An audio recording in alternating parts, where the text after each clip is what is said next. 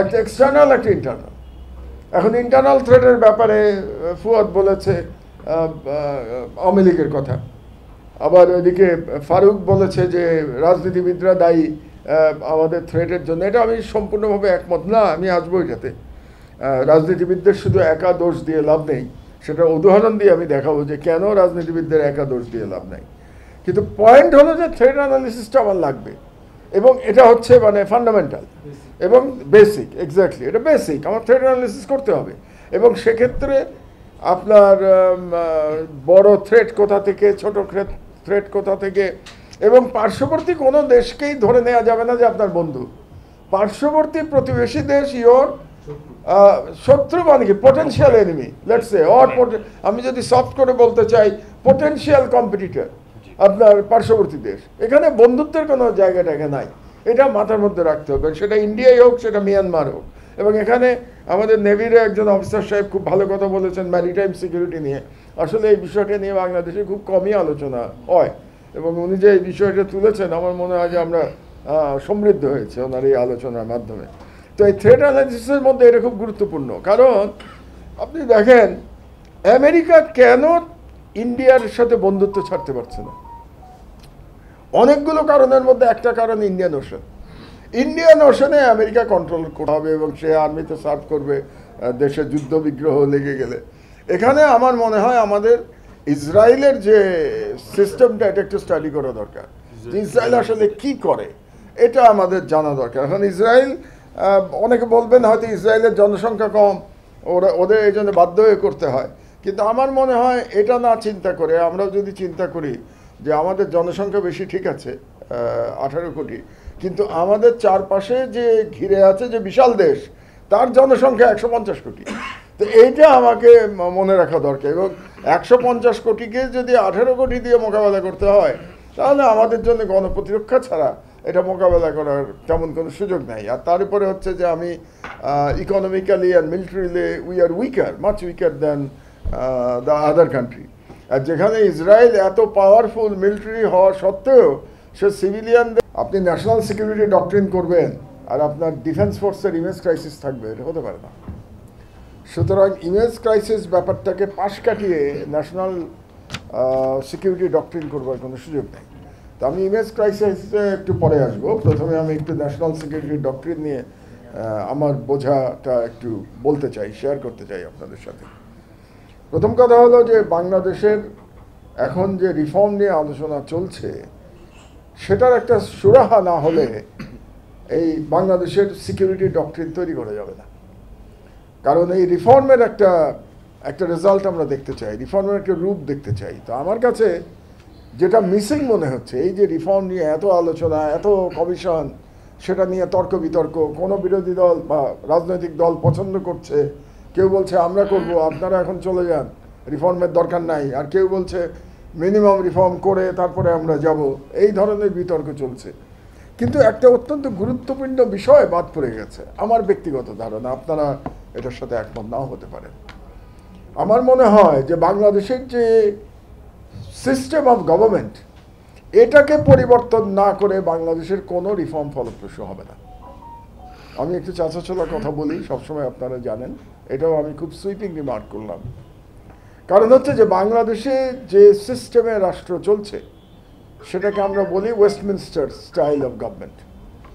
এই Westminster style of government আমাদেরকে ফ্যাসিবাদ উপহার দিয়েছে, এবং হাসিনা যে 3 বার ভুয়া নির্বাচন করে ক্ষমতায় টিকে থাকতে পারলো, এটা শুধুমাত্র ওয়েস্টমিনস্টার স্টাইল অফ গভর্নমেন্টের জন্য।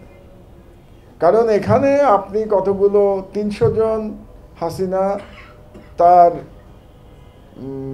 তার বশঙ্গত নির্বাচন করিয়ে নিয়ে এসছে, এবং তাদের মাধ্যমে সে রাষ্ট্র চালিয়েছে। এবং 300 জনকে নির্বাচন যে করিয়েছে, সম্পূর্ণটা ভুয়া নির্বাচনের মাধ্যমে তারা করেছে। দুর্ভাগ্যজনকভাবে সেই ভুয়া নির্বাচনে সেনাবাহিনী সহযোগিতা করেছে। এই যে ইমেজ ক্রাইসিসের প্রশ্ন, আমি আসবো এটাতে। আজকে যতই আমরা বড় বড় কথা বলি দাও কেন, অথবা জেনারেল সাহেবরা বড় বড় কথা বলেন না কেন, কিন্তু এই দায় থেকে তারা বেরোতে পারবেন না যে এই হাসিনাকে ক্ষমতায় রাখার পেছনে তাদের ভূমিকা ছিল। এটা এখন পর্যন্ত কোনো জেনারেল সাহেব এটা স্বীকার করেন নাই, কিন্তু স্বীকার করা উচিত বলে আমি মনে করি, স্বচ্ছতার স্বার্থে। তো সিস্টেম অফ গভর্নমেন্ট তাহলে পরিবর্তন করতে হবে। আমাদের এখানে ওয়েস্টমিনিস্টার ফেল করে গেছে। তাহলে কী হওয়া উচিত? আমি ব্যক্তিগতভাবে মনে করি যে আমেরিকা, ফ্রান্স এবং তুরস্ক, এই তিনটা দেশের স্টাইলে এখানে প্রেসিডেন্সিয়াল ফর্মে ফিরে আসা উচিত। দুর্ভাগ্যবশত এটা নিয়ে কোনো আলোচনা, কোনো প্রস্তাব আমি কোথাও দেখি নাই।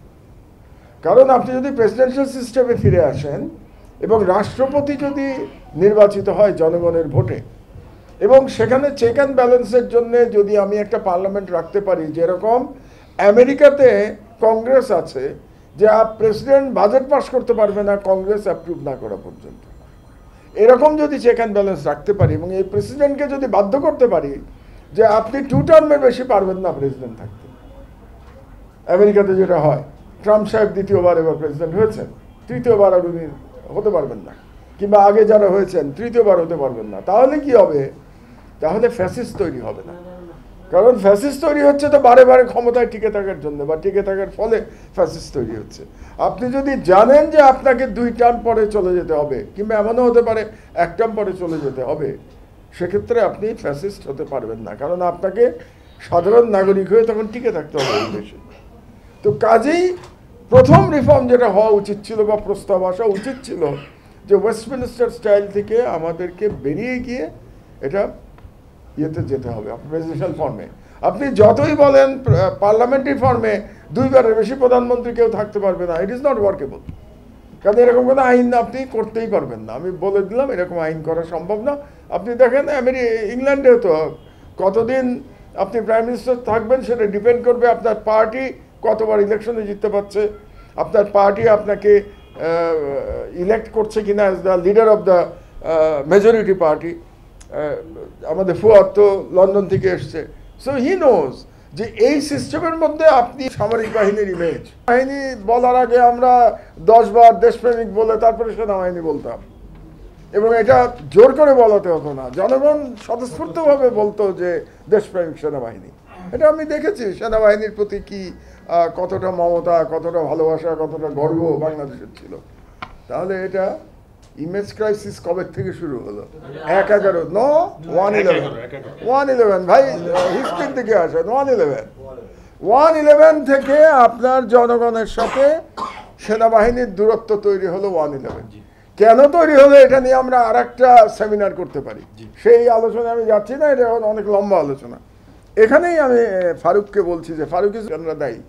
এই বাংলাদেশের সেনাবাহিনীর সেনাপ্রধান ইন্ডিয়াতে গিয়ে তার চাকরির বিনিময়ে সে হাসিনাকে ক্ষমতায় এনেছে। তো তাহলে শুধু পলিটিশিয়ানরা দায়ী হলো কেন? তো সেনাপ্রধান কি ধোয়া তুলসী পাতা হলো? মইনুল আহমেদ প্রণব মুখার্জির সাথে মিটিং করে সে বলেছে হাসিনাকে ক্ষমতায় আনবে, তার বিনিময়ে তাকে আর্মি চিফ রাখা হবে। এটা প্রণব মুখার্জি নিজের বইতে লিখে গেছে। এখন যতই প্রণব মুখার্জি মারা যাওয়ার পরে বলুক যে না এটা মিথ্যা কথা, তো তুমি এতদিন বলো নাই কেন এটা মিথ্যা কথা? এই বইটা আজকের বই না তো, এতদিন তো চুপ করে ছিল তুমি, এখন তুমি বলতেছো না আমি এটা করি নাই। সুতরাং শুধু পলিটিশিয়ান না, আর্মির মধ্যে, আরে ভাই মীর জাফর কে ছিল? মীর জাফর তো সেনাবাহিনী প্রধানই ছিল নাকি? মীর জাফর তো আর কোনো সিভিলিয়ান ছিল না। Mir Jafar was the chief of army staff of Sirajuddaulah. এটা যেন আমরা ভুলে না যাই যে মীর জাফর কে ছিল। তো সুতরাং প্রশ্ন ওটা না, আর্মি না সিভিলিয়ান, মানে দেশদ্রোহী, ওই বিতর্কের কোনো প্রয়োজন নাই। দেশদ্রোহী সেনাবাহিনীও হতে পারে, দেশদ্রোহী হাসিনাও হতে পারে। হাসিনা তো আর আর্মি না, হাসিনা তো politician, I agree with you. কিন্তু পয়েন্ট হলো যে আর্মির যে শুনেছি যে বাংলাদেশ সেনাবাহিনীতে নাকি রয়ের অফিস আছে ক্যান্টনমেন্টে, ওপেন সিক্রেট, সব বাংলাদেশের জনগণ আলোচনা করে যে ক্যান্টনমেন্টে রয়ের অফিস আছে। এই পর্যায়ে যাবে কেন একটা দেশের সেনাবাহিনী? এই পর্যায়ে গেল কেন? এই পর্যায় থেকে উত্তরণের জন্যে কোনো জেনারেল সাহেব চেষ্টা করলেন না, কোনো আর্মি চিফ বললেন না, জনগণের সাথে অ্যাড্রেস করলেন না কেন যে না এটা আপনারা এই ধরনের একটা গুজব আছে কিন্তু এটা সর্বমিথ্যা, দরকার হলে আপনারা ডিজিএফআই দেখে যান।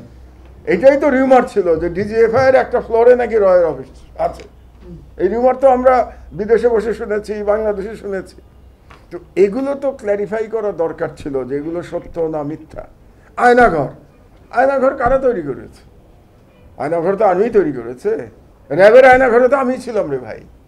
র্যাবের আয়নাঘরে আমি ছিলাম, এই ইয়ের উল্টো দিকে, এয়ারপোর্টের উল্টো দিকে যে আয়নাঘর, আমার চোখের সামনে ভাসে তো। র্যাব হেডকোয়ার্টার আয়নাঘরে আমার চোখের সামনে ভাসে, যে কোতের উপরে দোতলার মধ্যে আয়নাঘর, আমার চোখের সামনে ভাসে তো। এটা র্যাব 1।